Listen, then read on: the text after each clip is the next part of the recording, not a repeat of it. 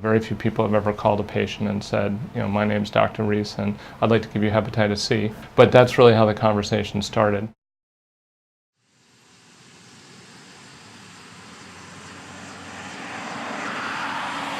You just don't have energy. Getting out of car in parking lot and to walk to my office was just like a big ordeal. It was 2016, and Kieran Shalat's kidneys weren't functioning properly. Every night, he would hook himself up to a peritoneal dialysis machine that would filter his fluids while he slept. As time went on, it was less and less effective. He was desperate for a kidney transplant. It was 1 year on my list, and I just decided to give a call to the coordinator at the UPenn to see where am I on the list, and I was told there are thousands of people ahead of you. So in other words, it will still be several years. And I was just like, my God, when is this gonna happen? A few days later, Dr. Reese and a team of researchers from the University of Pennsylvania cold called Shalat and asked him to join an innovative trial called Thinker.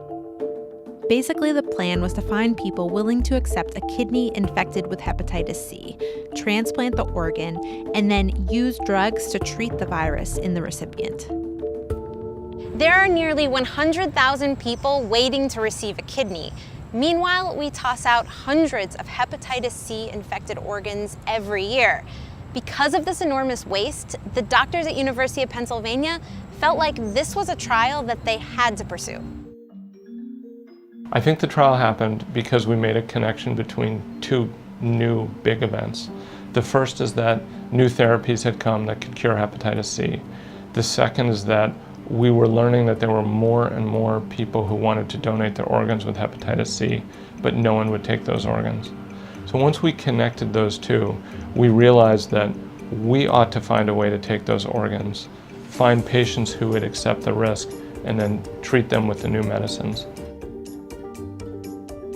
At the same moment, Johns Hopkins conducted a similar trial called Expander. Both hospitals used Recipient, a direct-acting antiviral provided by pharmaceutical giant Merck. In the past, hepatitis C treatment caused horrible side effects.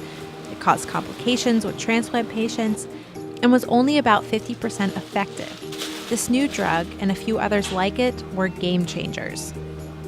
A lot of us were educated to believe that hepatitis C was kind of a dread infection and one that you would never allow another person to get voluntarily. But that's really changed. Really, it's now an infection that we can cure with near certainty. But when you bring forward a new paradigm, it can take a long time for people's minds to come around. The trials were successful. All 10 patients at UPenn and all 10 patients at Johns Hopkins have functioning kidneys and are completely free of hepatitis C. Now, similar studies are taking place in centers around the country and have expanded to heart, lung, and liver transplants, all in an effort to make this standard of care and prove that it's financially viable. This works pretty well. This works really well. And the biggest barrier now is getting the medicines paid for. We would like to generate enough data to convince insurance companies and ultimately Medicare that this is a worthwhile thing. But I think they're realizing pretty quickly dialysis is expensive, heart failure is expensive. All these things cost a lot of money to care for the patient until they get to the point of being transplanted. If they can cut that time down at the cost or expense of hepatitis C medications, it's A, better for the patients, and B, better for the insurer's bottom line as well. But this breakthrough is bittersweet. There is an increase in hepatitis-infected organ donations because of the opioid crisis.